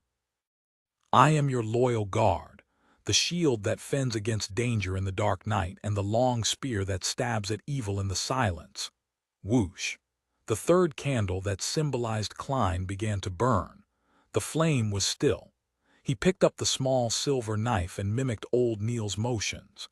He used incantations, coarse salt, and plain water to fulfill the purification. Then he let his spirituality that he had gathered spewed out from the tip of the silver dagger and naturally merged them as one. With the silver knife in hand, Klein walked around the bedroom kneeling when he came to the bed and sealed the area with a formless barrier. The light from the street lamp outside the window suddenly disappeared, but the red light was still shining through quietly. Klein returned to the study desk and picked up the quill. With spirituality and ink, he drew incantations and symbols to ward off disaster. When all of that was finished, he put down the things he was holding. Then he trickled a drop of pure dew, flower essence, and essential oils on each of the 3 candles. Sizzle. Thank you for listening to the story on KevinAudio.com. A faint fog filled the room which suddenly possessed an additional hint of mystery. Next, he burned a few types of herbs before taking a step back from the mixture of fragrances and began reciting the corresponding incantation in the suspension ritualistic magic. "Nobler than the stars and more eternal than eternity, the Evernight Goddess, I pray for your loving grace. I pray for you to show your loving grace to a devout believer of yours. I pray for the power of the crimson. I pray for the powers of disaster and horror. I pray that you will cleanse your devout believer, Selena Wood, from evil's corruption and be safe from danger. I pray that you would wait for a moment for that unfortunate girl. Moonflower, a herb that belongs to the red moon, please bestow your powers to my incantation. Slumber flower, a herb that belongs to the red moon, please bestow your powers to my incantation." After reciting the incantation, Klein closed his eyes and repeated it 7 times in his heart. He saw that there was nothing out of the ordinary at the altar. He then lifted the silver dagger again and took a few steps back to the door of Selena's bedroom. He tapped his chest in 4 spots, forming the shape of the crimson moon. He then turned around and raised his silver dagger. His spirituality spewed out from the tip once again and sliced open the shape of a door in the formless wall. Klein knew that even if he opened the door at that very moment, it wouldn't affect the tranquility and holiness of the altar. He took out his silver vine-leaf pocket watch that had an intricate pattern. He checked the time and went through the process that was to happen in a few moments. In the living room on the second floor, Elizabeth's body was quivering as she lifted her head from time to check the wall clock. She was counting down in silence under the illumination of the 2 gas lamps. "It's almost time." As she spoke softly, she looked sideways at the lively girl with long wine-red hair. Her dimples were deep, her smile was bright, and she gossiped well with all the friends around her. But the more everything looked normal, the more terrified Elizabeth felt. The cold and horrifying Selina in the mirror seemed to be in her head, and she couldn't wipe the image away. "I can't wait anymore. I have to take action now." Elizabeth suddenly stood up. Before everyone's shocked gazes, she smiled and stuttered, "Selina, I have a surprise for you. Follow me out for a bit." "Really? Didn't you give me a birthday present already?" Selina flipped the mirror the other way around and stood up in surprise. A surprise will not have any signs. Elizabeth felt that she had no talent in acting at all. Without saying another word, she walked toward the bedroom door first. Selina followed behind with a confused smile. Melissa looked at her 2 best friends leaving and unconsciously knitted her eyebrows. Elizabeth is acting so strange today. She started acting even stranger after she met Klein. She suddenly ran out earlier and said that she needed to use the bathroom, but why did she look so anxious? Selina's bedroom entrance. Elizabeth took a deep breath and said to the girl in front of her, "Let's go to your room." "Elizabeth, you seem very nervous and afraid. Why?" Selina looked puzzled at her good friend as she noticed her body trembling constantly. "Excitement. Yes, excitement." Elizabeth shot a glance at the mirror in Selina's hand as she turned half her body around to knock on the door with a long knock followed by 2 short successive ones. "Why are you knocking on the door?" Selina was baffled even more. Creak. Her bedroom door opened. Dressed in his black tuxedo and half-top hat, Klein appeared in front of the 2 girls. "Pleasant surprise. This is a pleasant surprise." Selina's mouth turned agape as she felt perplexed. At that moment, Klein suddenly reached out his hand and grabbed her by the wrist. He pulled her into the room as Elizabeth stood rooted to the ground. Simultaneously, Klein's silver dagger struck forward as it spewed out his spirituality, which quickly mended the door-shaped passage. The invisible spirituality wall sealed off the room, insulating Selina's screams within. Bang! Klein suddenly closed the door, and without even looking at Selina, he rushed to the desk. The wine-red-haired girl stopped screaming as she looked up and surveyed the room. Her gaze rapidly turned cold as her skin was mottled with paleness. Her fingers rapidly grew sharp fingernails. And at this moment, Klein had already returned to his cogitation state. He trickled a drop of moon flower and essential oil onto each candle as he chanted loudly, "Supreme Lady of Crimson, Great Empress of Disaster and Horror, I pray for you to bestow your loving grace. Show your loving grace to the lost lamb, Selina Wood." While chanting, he picked up the fake goatskin and pushed it onto the candle representing the requester. Whoosh! He felt a cold wind blow behind him as an immense energy assaulted his body. The goat's skin was ignited and Klein threw it into a silver bowl. Then he crouched downwards in accordance to his preparations to dodge the lethal strike. Whoosh! Whoosh! Whoosh! The wind howled ferociously, and Klein felt the uncontrolled outpour of his spirituality surging like the currents. He saw the goatskin burning in the tiny silver bowl, burning in silent darkness, and he heard heavy items landing on the ground behind him. Bam! Bang! The two sounds followed one after another with almost no breaks in between. Wisps of dark green gases plunged into the silver bowl and vanished into the illusory darkness. Klein rolled to the side and got up. He drew his revolver from his armpit holster. However, he saw that the adorable red-haired girl Selina had fallen to the ground, and the silver-coated mirror had shattered into countless broken pieces on the carpet. Those shattered pieces didn't reflect Selina, but showed the ceiling and Klein's silhouette. Then, through the spirit vision he had left active, Klein saw the wicked dark green in Selina's aura had vanished completely. Everything returned to normal, but she seemed more frail. Phew. He had just relaxed when he felt a sharp, throbbing pain in his glabella and head. The sharp pain spread all over his body and made him want to roll around on the floor. Klein held his fists tight, and the veins on the back of his hands popped and became black. They looked like moving worms. Simultaneously, he heard silent screams and the whispers that ripped at his mind. It took him nearly 20 seconds to survive the ordeal. His forehead and vest was soaked in cold sweat. The ritualistic magic I used sucked up all my spirituality and almost made my beyonder powers lose control. Klein made a rough guess of the situation.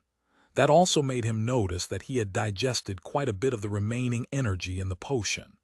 Based on his calculations, if he had the strength at the time he consumed the potion, he believed that there was no way he could have survived the ordeal. He could have become a monster straight away. Acting is quite effective after all. Klein tapped his glabella and wiped away his sweat. He turned towards the altar, tapped his chest 4 times and said out loudly, "Praise the Lady." Following that, he extinguished the candles and quickly tidied up the altar. Finally, he placed the items back into the desk and used his silver dagger to dispel the spirituality wall seal. Whoosh! The sound of the wind echoed before subsiding. Klein let out a long sigh of relief and felt a sense of lingering fear. If I hadn't walked through the process beforehand and successfully completed the ritual, then things would have become troublesome. Besides, I still don't know who my opponent or enemy is. Thankfully, yes, thankfully, the room was carpeted, so I didn't damage my clothes while rolling. He shook his head and reached out to open the wooden door to Selina's bedroom. How was it? Elizabeth took 2 steps back and asked nervously. Klein looked at her terrified expression and took off his half-top hat before saying with a warm smile, "I've already corrected the mistake of her magic mirror divination. It's been resolved now." 87 exhortation. Has it really been resolved? Elizabeth asked in disbelief. Klein smiled and nodded casually. Yes. It wasn't too hard. That last part was a lie, he added inwardly. Perhaps it was the fact that Klein had been calm and collected all this time, or perhaps he was her only ray of hope. Either way, Elizabeth didn't doubt him anymore. She patted her chest and heaved a sigh of relief. "Thank you. You truly are a trustworthy gentleman. I was scared senseless just now. How is Selina? Is she fine now?" "She might remain unconscious for the next few minutes, but she's completely fine now. Oh, 2 to 3 days of weakness is to be expected." Klein suddenly had a stern expression on his face as he asked, "Who taught her mysticism? Didn't he tell her about the basic taboos?" Elizabeth straightened up a little more like a student who had just been scolded by her teacher. She thought for a moment before saying, "Selina once mentioned that her teacher is Hannes Vincent. She met him a year ago at the Divination Club on House Street." Hannes Vincent. On the surface, he didn't seem to teach anything questionable about magic mirror divination, but he's secretly been teaching dark divination. If I knew about this earlier, then I would have reported it to Captain and have raided him earlier. Klein felt some regret as he asked in a deep voice, was he also the one who taught Selina magic mirror divination?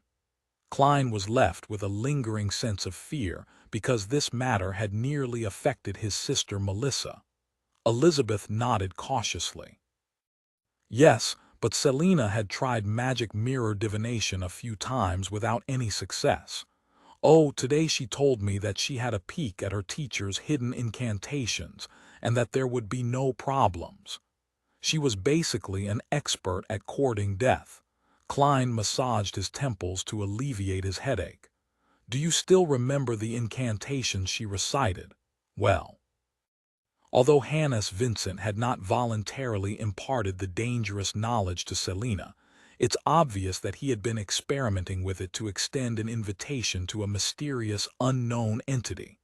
This would become a problem sooner or later. It has to be dealt with quickly before it gets worse and becomes a problem for someone else. I remember a part of it, Elizabeth recalled. She recited it in Hermes. As you know, I was only exposed to Hermes just recently. All I remember is her using the terms revolve, spirit, creator, and grace. Creator, the true creator. Many underground mysticism enthusiasts believe in this ancient entity revered by many secret organizations. Yes, an entity that appeared 1,000 years ago during the early stages of the Fifth Epoch. Klein nodded amidst his thought and said, "Remember to ask Selina about the entire incantation after she wakes up, then find an opportunity to tell me." "All right," Elizabeth replied without any reservations, but she immediately asked, feeling a little confused, "Mr. Morty, why don't you ask her yourself? I don't want to let Melissa know I enjoy mysticism. Can you help me keep that a secret?" Klein asked in return. Elizabeth bit her lips, her eyes sparkling. "No problem. Melissa prefers machines to mystery. She likes logic over instinct." Klein placed his hat in front of his chest and bowed gentlemanly. "Thank you for your understanding. As for Selina, you do know that she's not someone who can keep a secret. A more accurate description is that she likes to share secrets with others," Elizabeth agreed. Klein put on his hat and thought for a moment before saying, "Remember to tell Selina after she wakes up that she suddenly fainted and shattered her mirror. I think her memory probably stopped at the point when she began the magic mirror divination." Seeing Elizabeth nod, he put on a stern expression once again and said, "Remember, be it divinations or trying other mysticism rituals, do not pray to any other entities other than the 7 orthodox divinities. You should immediately burn those types of incantations and stay far away from anyone distributing those materials." If I hadn't noticed this in time, Selina would have turned into a monster or an evil spirit in 10 minutes, and everyone here would have been killed, myself included. Thinking about the ice-cold Selina in the mirror, Elizabeth had no doubts about what Klein had just said. She sighed with lingering fear and said, "I understand and I'll remember. I'll also keep an eye on Selina."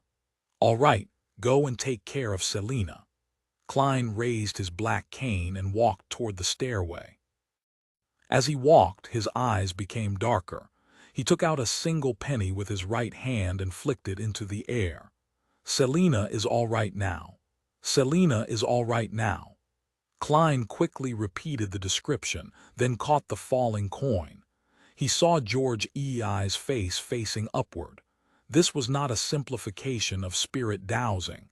Instead, it was a simplification of dream divination. At that moment, Klein had forced himself into a state of sleep with the aid of cogitation in order to take a tour through the spirit world. The heads and tails of the coin were a symbolic manifestation. Heads represented affirmation, while tails indicated dissent. "Great, everything is fine now." Klein twirled the bronze coin with his fingers happily. That was a simplification only a seer could accomplish. Elizabeth was staring at Klein's back and saw the flying coin before he caught it. Only when Klein vanished down the staircase did she turn to enter the bedroom. She saw Selina asleep on the floor with shattered pieces of the mirror beside her. She held her breath and tiptoed into the room as she looked at the fragments of the mirror. She made sure that the ice-cold Selina was no longer present. Instead, the fragments were reflecting the ceiling. Phew! Put completely at ease, Melissa heaved a long sigh of relief. But despite her efforts, she couldn't move Selina to the bed. Instead, she nudged her awake. "Elizabeth, What happened to me? Did I get drunk? Selina asked weakly, the glow in her eyes having turned considerably dull while her eyes were filled with confusion. Elizabeth thought for a moment and replied in a serious tone, "No, Selina, something happened to you. Your magic mirror divination invited a malicious entity." "Is that so?" Selina weakly made her way to the bed with Elizabeth's help. She rubbed her temple as she said, "All I remember is when I started the magic mirror divination." Elizabeth told a half-truth. "You were a completely different person during the ritual. The you in the mirror was completely different from the you in real life. I was very scared. Using the excuse of giving you a surprise, I brought you into the bedroom before I snatched your mirror and shattered it onto the carpet. After that, you fainted. Blessed be the goddess, you're okay now." I don't remember anything," Selina muttered, her face pale. The more Selina tried to remember, the emptier her mind became, and the more afraid she felt. Subconsciously, she glanced at her desk and noticed that the placement of items was clearly different. Just what happened exactly? Selina tried hard to remember, but she could only faintly remember a man in a black suit and hat. He was not strong or tall, but he had a straight back. "Selina," Elizabeth said seriously, "I met a mysticism expert when I went to the underground market to purchase the amulet. He said that we shouldn't pray to any entity other than the 7 orthodox divinities. Otherwise, we would be sure to invite disaster. Promise me, don't try this anymore. I didn't even know if what I did could save you just now." Selina was scared senseless. She nodded in a daze. "No more, I'll never try this again." "And just what did the incantations of your mysticism mean? If I have the chance to meet the mysticism expert again, I will ask him for you," Elizabeth asked, feigning nonchalance. Selina rubbed her temple and said, "Spirit that revolves this world, the grace of the true creator, the eyes that look at fate." Tap, tap, tap. Klein smoothed the creases and patted the dust off his clothes as he walked down the stairs. After that, he took off his hat and returned slowly to the long dining table. "Where did you go? It has been nearly 10 minutes, Selina's brother Chris asked as he folded his hand. Klein smiled and replied, "To the bathroom, then upstairs to acquaint myself with the ladies." "I appreciate your honesty," Chris praised in laughter. He had the red hair and short build that ran in their family. He wore gold-framed glasses and had quite the personality. He was an exceptional lawyer. "You wouldn't say that if you knew that I had knocked your sister unconscious upstairs." Klein replied humbly, "We were merely engaging in academic discussion." In the area of mysticism, he put down his hat and returned to his seat. He received his 2 cards as the new round started. Flipping up the corner of his cards, he saw the King of Spades and the Ace of Diamonds. "Looks like I became luckier. Is this payback for doing a good deed?" Klein took out a coin in preparation to place his bet. Since Hannes didn't intentionally reveal the incantation to Selina, there's no need for me to urgently report this to Captain. He continued his cautious playstyle in the following rounds, only betting when he had a good hand. He didn't take any chances to bluff and didn't win much. When the game ended at 10:30, he had won 6 pence. I won 2 solely and 8 pence. Benson fiddled with the notes and coins in his hand. "I didn't expect you to be an expert at poker," Klein praised, laughing. "No, I don't play often, but I know that this is the same as negotiation. You have to hide your cards and figure out the hidden cards that people have before using various means to scare or entice them." Benson hadn't finished his sentence when he saw Melissa and the rest coming down from the 2nd floor. "It's time to go home," said Klein as he glanced at his sister and her friends while rubbing his temples. The throbbing pain in his head remained. After that, Klein went to the bathroom once more and took the opportunity to walk past Elizabeth and obtain the complete incantation. Returning to his siblings, he smiled and said, "Oh right, I suddenly remembered something. I need to head back to the company for a while. Shall we go to Zoutelen Street first? It'll be quick." 88 rapport, what is it? Benson asked casually. Melissa looked at her brother with a serious expression, because she felt that Klein's behavior tonight was strange as well. In fact, it only looked slightly more normal than Elizabeth's behavior and later Selina's. Klein chuckled as he had long thought of an excuse and said, "There was a mistake in one of the document descriptions, and I already informed my colleagues that I would hand it over to them when I arrive early at the company tomorrow morning. So I can either amend it now since it's on the way or wake up at least half an hour earlier tomorrow morning. No doubt I've chosen to do the former." "Ah, no wonder. I had a nagging feeling that your mind wasn't in the game, so you were actually thinking about work." Benson smiled, suddenly enlightened. "No, I apologize. I should say the card game helped you think." "All right, we shall wait for you." Melissa looked away and smoothed out the ruffles of her engageantes. As it was past the operation time for both track and trackless public carriages, the three siblings bid their hosts farewell before hiring a carriage nearby. It cost 2 soldi for 45 minutes. "I've heard that every carriage driver that rents out their own carriage adds ridiculous fees," Benson complained in a low voice. He had used most of the money that he won earlier to pay the driver. Klein smiled and replied, "I think it's very acceptable. After all, it is almost 11 o'clock. I was just joking. I thought that we could actually share the carriage with other guests. 45 minutes can take us to many places." Benson looked out of the window at the other people who were hiring carriages one after another. "I know, ride-sharing." Klein rubbed the top of his silver-inlaid cane and said, "We don't have a problem with that, but the other customers might." "Benson, did you notice that they care a lot about their image and at looking respectable?" "I think that might be common among the middle class." Benson nodded seriously and said, "The Wood family was much more extravagant than I imagined. However, Wood's weekly salary is only £4 per week.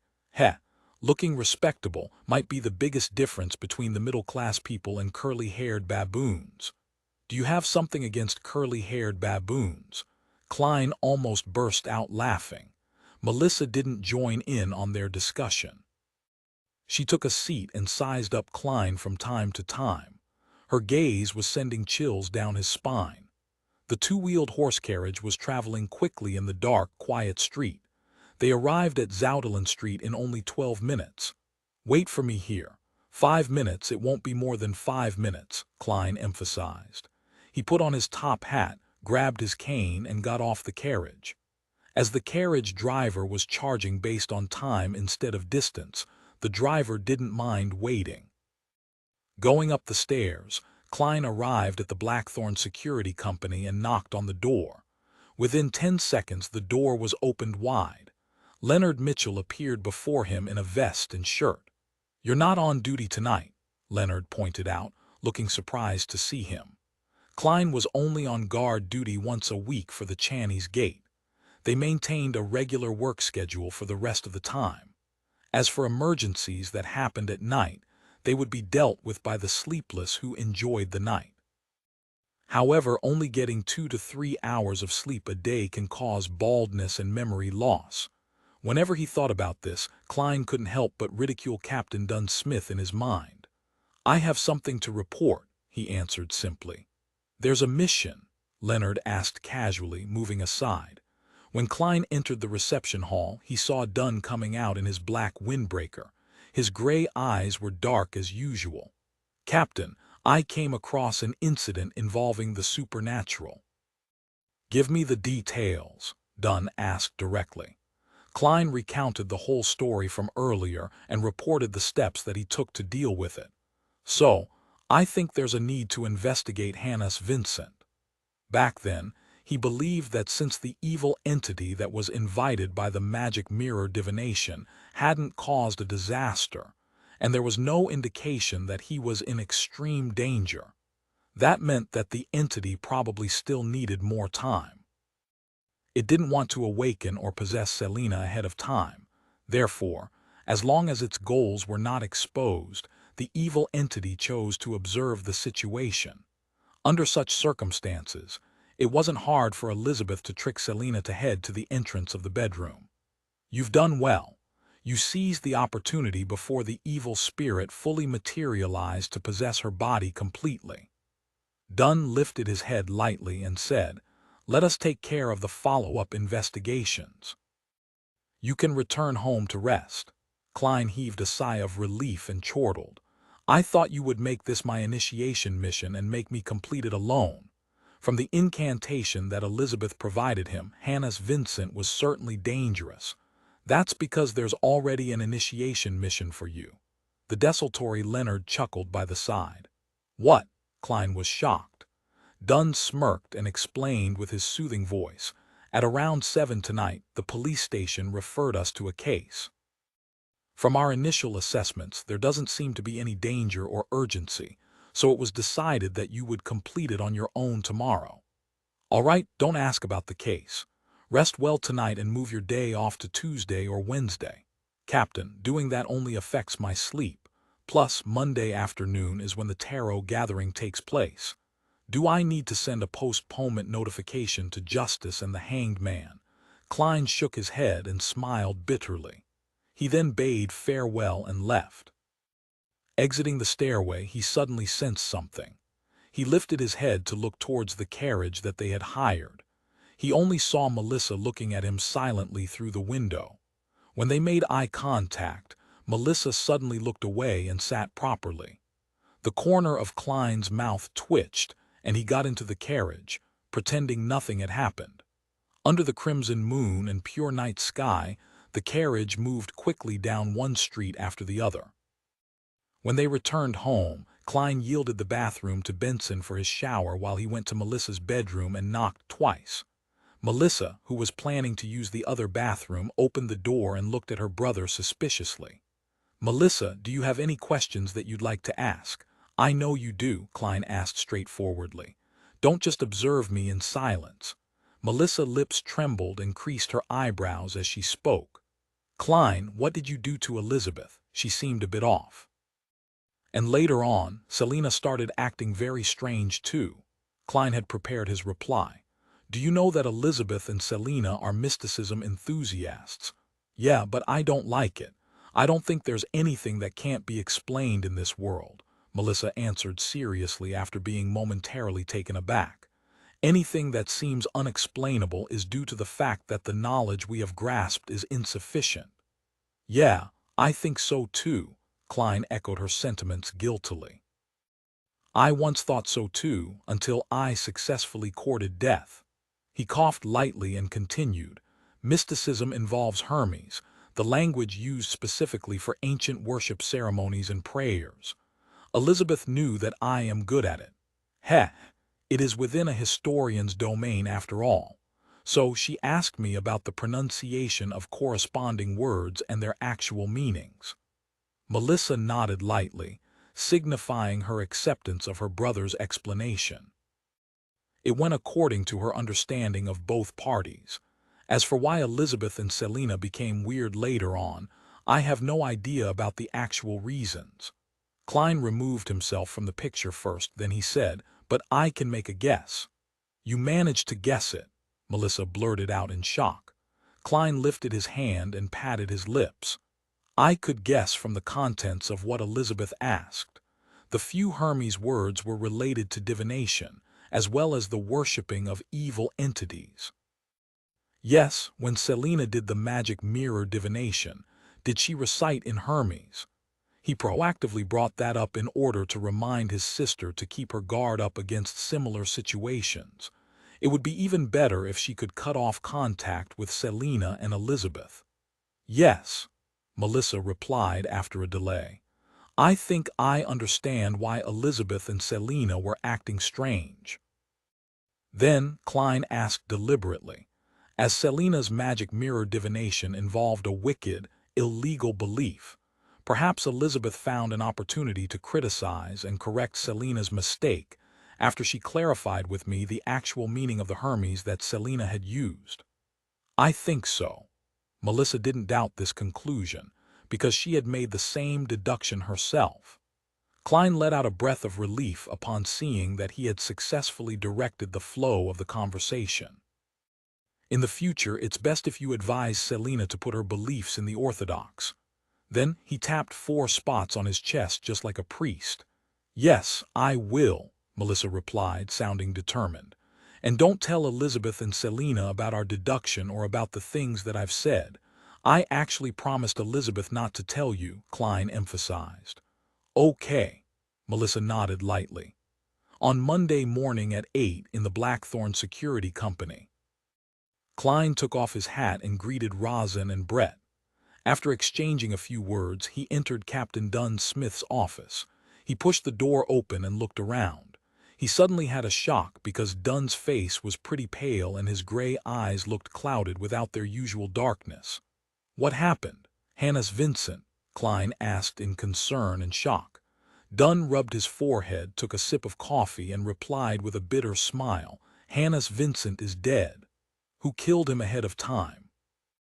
Klein sat before Dunn with his cane in hand. Dunn didn't answer immediately but sighed and said, Leonard and I went to look for Hannes Vincent last night. As his usual behavior didn't show any unusual signs and there was nothing odd about his house, I decided to enter his dreams to look for clues.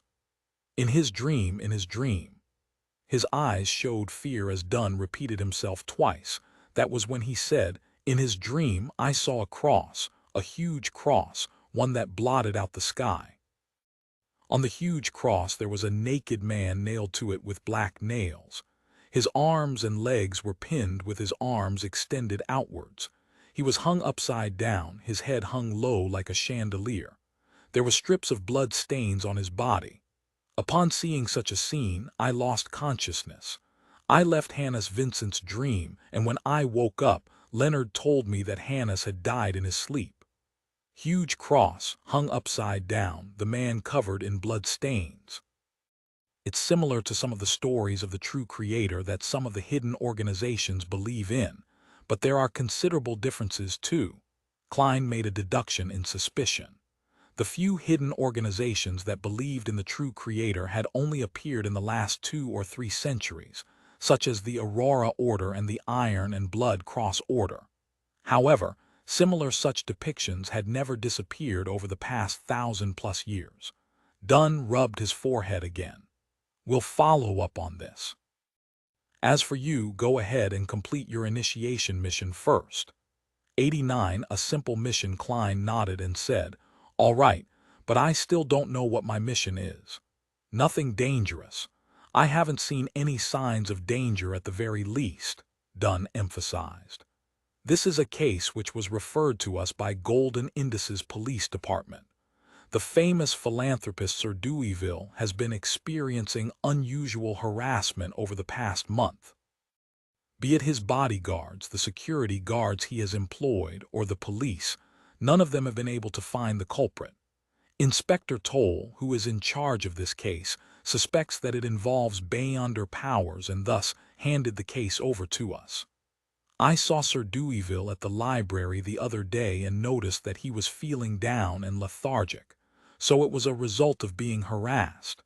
Klein knitted his brows and asked, What kind of harassment is it? There hasn't been any physical harm inflicted yet. Thus, the harassment wouldn't be considered dangerous. Sir Deweyville hears moans and cries every night, no matter where he is, be it Tingen or not.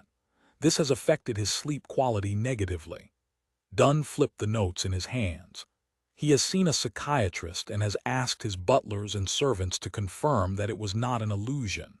Having confirmed that it isn't a hallucination, thus, it is suspected that someone is harassing him. Closing the file, Dunn looked up at Klein.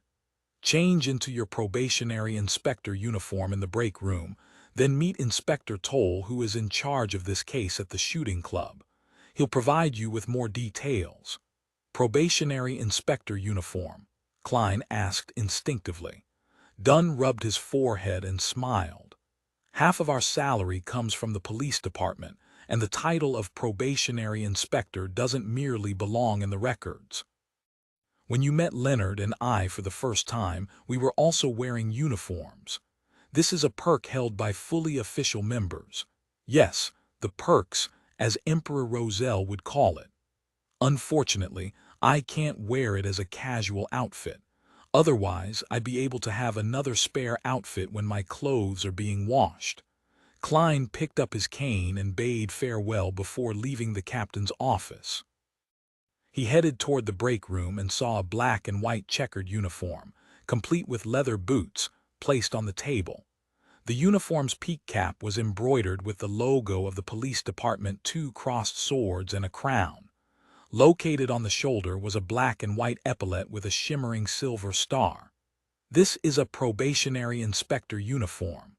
Klein glanced at the uniform and noticed a string of numbers under the silver stars.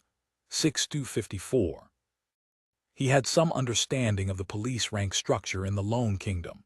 He knew that those at the top were the minister and the chief secretary of the police force. Under them were the respective commissioners, deputy commissioners, assistant commissioners of the various police departments. Those in the middle were superintendents and inspectors, while those at the very bottom were the sergeants and constables. After closing the door, Klein took off his suit and hat before changing into the uniform. He hung his suit up and left the room. He made his way into the clerk's office and looked at himself using the full-body mirror that Rosin brought to him. The young man in the mirror had black hair with gentle brown eyes. The uniform on his body accentuated him with a heroic spirit. Not bad. Klein praised himself narcissistically.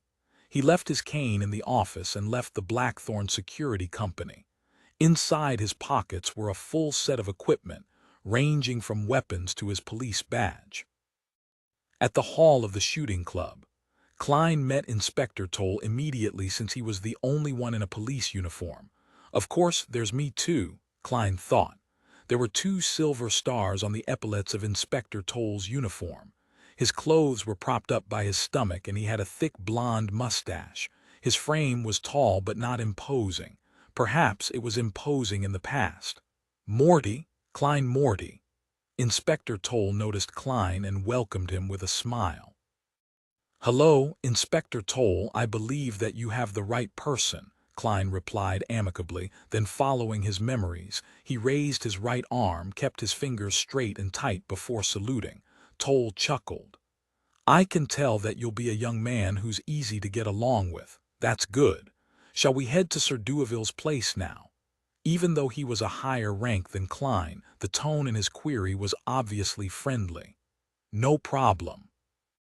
Klein thought for a moment before he said, "You can fill me in on the details of the case on the carriage." "Sure." Toll stroked his thick blonde beard and guided Klein out of the shooting club. They boarded a carriage which was stopped on the other side of the road.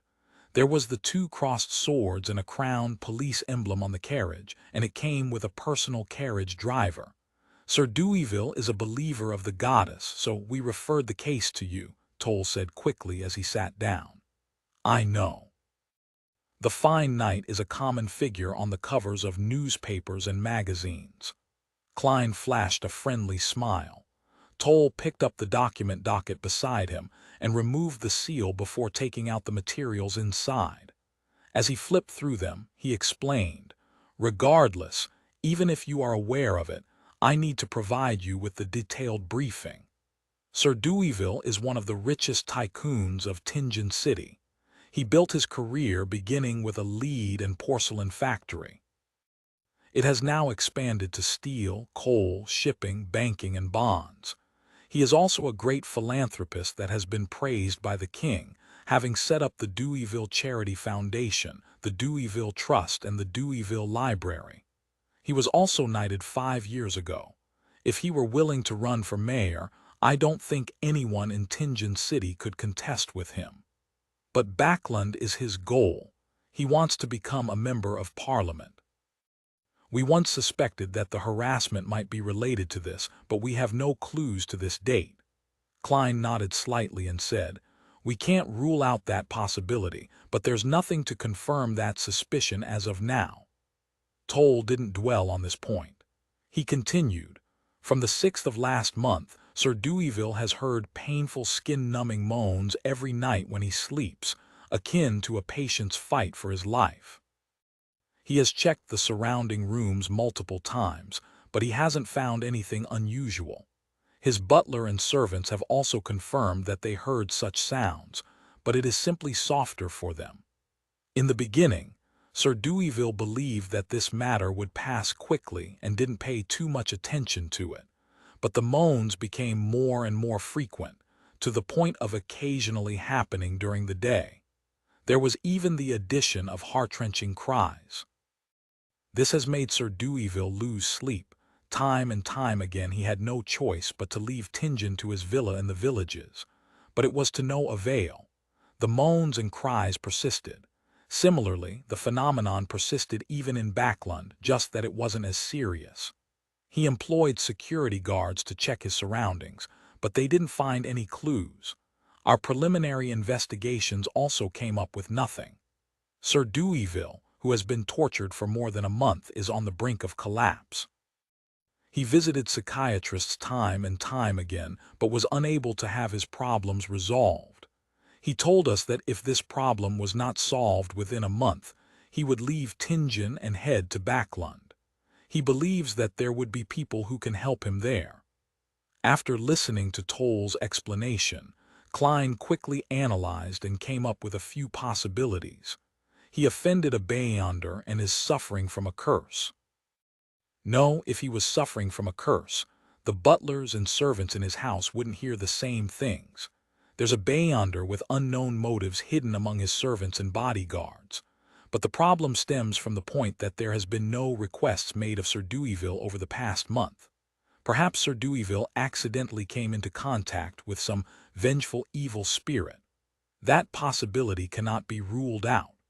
The carriage entered the golden Indus borough while Klein was still deep in thought. It stopped at the door of Sir Deweyville's house. A steel fence surrounded a lush garden. There were 2 statues by the side of the hollowed metal gates, a magnificent fountain that showered a marble sculpture with water, an expansive 2-story building, as well as a path wide enough to fit 3 carriages. Even the knight's house is only 2 stories high. The newspaper reported that Backlund is experimenting with building 10-story apartments. Klein got off the carriage and saw a sergeant with 3 chevron stripes walking over briskly. He looked at Klein and saluted. "Good morning, sir." "Good morning." Klein nodded with a smile. Toll smiled. "This is Sergeant Gate. You can tell him if you need anything. This is Probationary Inspector Morty, a history and psychological expert from the police department." Toll introduced Klein to Gate. "I don't deserve such a title." Klein felt a little embarrassed. After the greetings, Gate pointed to the 2-story building behind the fountain and said, "Sir Deweyville is waiting for us." "All right." Klein caressed the revolver at his waist. That was his best bet against an enemy. Since he was in police uniform, he could put his revolver in a holster at his hip, making it easier to draw it. As they spoke, the trio made their way down the path, around the fountain, and arrived outside the door. By then, the door was already opened by a servant who was waiting politely at the side. As Klein pretended to adjust his hat, he tapped twice on his glabella to activate his spirit vision before entering the house. The square-faced Sir Deweyville was massaging his forehead in the hall. He was clearly in low spirits. His blonde hair and blue eyes were either dry or dull, as though he had aged considerably by at least 5 years. "Good morning, Sir Deweyville." Klein, Toll, and Gate bowed at the same time. Sir Deweyville stood up and forced out a smile. "Good morning, officers. I hope that you can resolve what has been causing me distress." At that moment Klein squinted and slightly knitted his brows. Other than his low spirits, Klein couldn't find any other problems with Sir Deweyville. "That's odd." He thought for a moment before he said, "Sir, in which room did you first hear the moans?" "My bedroom." Sir Deweyville shook his head. "Can we take a look?" inquired Klein. "Haven't you checked it many times?" The middle-aged butler interrupted from the side. It was clear that he didn't notice that Klein was the partner of the kind-hearted soul that had not pocketed the money that he picked up. Klein smiled, composed. "Those were my colleagues, not me." Sir, this is an expert sent by the police agency, Toll said, taking the opportunity to introduce him. Deweyville looked at the young expert and said, "All right, Cullen, take him to my room." "Sir, I hope that you will come with us," Klein said seriously. Deweyville hesitated for a few seconds before saying, "If that can solve the problem." He grabbed his cane as he spoke. He made his way feebly toward the staircase with the butler Cullen and several guards beside him, ready to support him if needed. Klein surveyed the surroundings as he followed behind them silently. 1 step, 2 steps, 3 steps. They arrived at the 2nd story and entered the master bedroom. Klein didn't have the time to survey the surroundings when the hair on his body stood on their ends. This was feedback from his spiritual perception. 90 findings by Sir Deweyville's bedroom was larger than the living room and dining room of Klein's house combined. It was partitioned into a place for a bed, a living space, a changing room, a bathroom, and a study desk and bookshelves. The furnishings were exquisite, and the details were extravagant. But to Klein, the light seemed dimmer and the temperature was several degrees colder than the outside. At the same time, he seemed to hear the sound of sobbing and moaning as though one was putting up a last-ditch struggle. Klein was in a trance and everything suddenly returned to normal. The sunlight shone brightly through the window and poured over the entire bedroom. The temperature was reasonable, neither too high nor low. The surrounding policemen, bodyguards, and butler were quiet. No one spoke. This. He looked sideways at the classic yet luxurious bed. He felt there were pairs of blurry eyes lingering in the shadow, like the moths that fearlessly stayed around gas lamps. Taking a few steps closer, Klein lost the earlier images from his spirit vision. Not a standard wraith or an evil spirit. What is it exactly? Klein frowned and recalled the mysticism knowledge that he had been learning all this time. From what he had seen, the mission would have been easy if it was passed to a corpse collector, gravedigger, or spirit medium. It was obviously not within his domain of expertise. Holding back his urge to use divination as an investigative approach, Klein looked around slowly to look for other traces to confirm the few guesses on his mind. "Inspector," Sir Deweyville hesitated and asked, "Did you discover anything?" "If it were that easy, I believe my colleagues wouldn't have waited until now," Klein replied, glancing at the philanthropist subconsciously. Just as he planned to retract his gaze, he suddenly saw that there was a faint white human figure reflected behind Sir Deweyville in the mirror behind him. No, there were many figures overlapping each other, resulting in a white distorted figure. The figure flashed by and Klein seemed to hear faint sobbing. Phew. He let out a breath to ease his nerves, having almost drawn his gun out of fright. Heightened spiritual perception with spirit vision will one day scare me senseless. Klein tried relaxing his tense nerves by joking around before redirecting his focus back onto Sir Deweyville. This time, he saw something different. Now that he was in the bedroom, Sir Deweyville had a faint and twisted figure shimmering around him. It even dimmed the lighting of that area. Every flash was accompanied by an illusionary cry and moan that could hardly be detected by an ordinary person. Hardly audible for an ordinary person under ordinary circumstances. Is it because it's daytime? Klein nodded as he thought. He had an initial judgment for this case. It was resentment that was haunting Sir Deweyville. It was the remnant spirituality that resulted from unresolved emotions before a human's death. If such feelings of resentment stayed in this world over a period of time, they would become a terrifying, wrathful spirit after becoming stronger. However, Sir Deweyville was a famous philanthropist. Even Benson, who was a picky person, was in awe of him. Why would he be bogged down with the resentment of the dead? Is he actually two-faced? Could it be the means of a beyonder with nefarious intentions? Klein guessed the possibilities suspiciously. After some thought, he looked towards Deweyville and asked, "Honorable sir, I have a few questions." "Please ask." Deweyville sat down wearily. Klein organized his thoughts and asked, "When you leave here to go to a new place, such as the village or Backland, do you temporarily get at least half a night's worth of peace before the situation resumes and gradually worsens? Even when you sleep during the daytime, are you able to hear moaning and sobbing sounds?" Deweyville's half-closed eyes suddenly widened as his deep blue eyes were suddenly beaming with hope. "Yes. Did you find the root of the problem?" Only then did he realize that due to his extended period of insomnia and his poor mental state, he had completely forgotten to inform the police about such an important clue. Seeing that Klein's question had uncovered something useful, Inspector Toll relaxed. He knew that the Nighthawk had found a clue. Sergeant Gate was surprised and curious too. He couldn't help but look closely at the psychological expert, Klein. It coincided with the traits of gradual entanglement and the feature of accumulation. Having received the feedback, Klein had basically confirmed the cause. Then, he had two ways of helping Sir Deweyville to shake off the burden. One was to set up an altar directly around the man and remove the resentment of the dead entirely using ritualistic magic.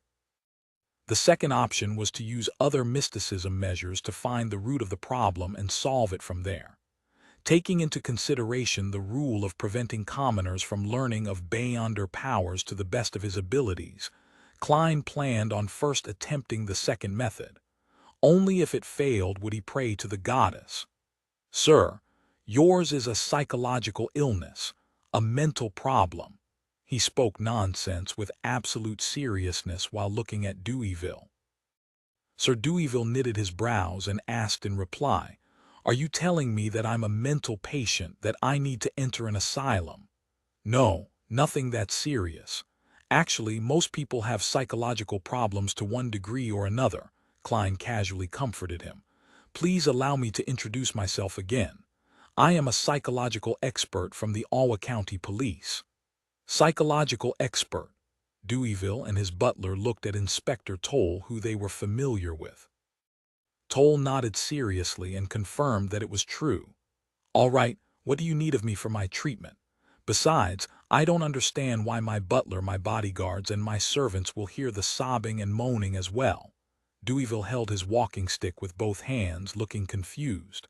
Klein replied professionally, "I will explain it to you after it's resolved. Please tell your butler, your servants, and your bodyguards to leave. Inspector Toll, Sergeant Gate, please leave as well. I need a quiet environment to begin the initial treatment." "A treatment with magic," Inspector Toll added in his heart and nodded at Sir Deweyville. Deweyville fell silent for more than 10 seconds before saying, "Cullen, take them to the living room on the second floor." "Yes, sir." Butler Cullen didn't retort since the request was made by a police officer, a probationary inspector, and a psychological expert. After watching them leave the room one after another and closing the door behind them, Klein looked at Deweyville, who had dark blonde hair and blue eyes, and said, "Sir, please lie down on your bed. Relax and try to sleep." "All right." Deweyville hung his coat and hat on the clothes rack before walking slowly to the side of the bed and then laid down. Klein drew all the curtains, turning the room dark. He took off his pendant and quickly used spirit pendulum to determine any dangers. Then he sat on the rocking chair near the end of the bed, traced a spherical light in his mind, and entered cogitation. He allowed the world of spirituality to extend before his eyes. Then, he leaned against the back of the chair and fell into a deep sleep, allowing for his astral projection to make contact with the external world. He was using the technique of dream divination to let himself be in the spiritual environment like he was dreaming, so as to communicate with each and every resentment that plagued Sir Deweyville. Only communication would be able to give him an answer and solve the problem. Whoosh, whoosh, whoosh. A sad sob reverberated in Klein's ear, and he saw that the white translucent figures were floating around him. A painful groan echoed as Klein, who barely regained his mental processes, extended his right hand and touched one of them. Suddenly, the figures swarmed at him like moths darting toward a fire. The image before Klein's eyes suddenly turned blurry and his brain seemed to be cleaved into two. Half of his mind was calmly observing while the other half saw a mirror. In the mirror, there was a young girl dressed in worker garbs. She looked strong and fit as she walked in a dust-covered factory while her head throbbed in pain. Her eyesight occasionally turned blurry and her body became skinnier by the day. She seemed to hear someone calling her Charlotte, and the voice said that she had a hysterical illness. Hysterical illness. She looked towards the mirror and saw that she had a faint blue line on her gum. The mirror's view switched and Klein saw another girl called Mary. She too walked into the lead factory, young and lively. Suddenly, half of her face started twitching, followed by her arm and leg on the same side.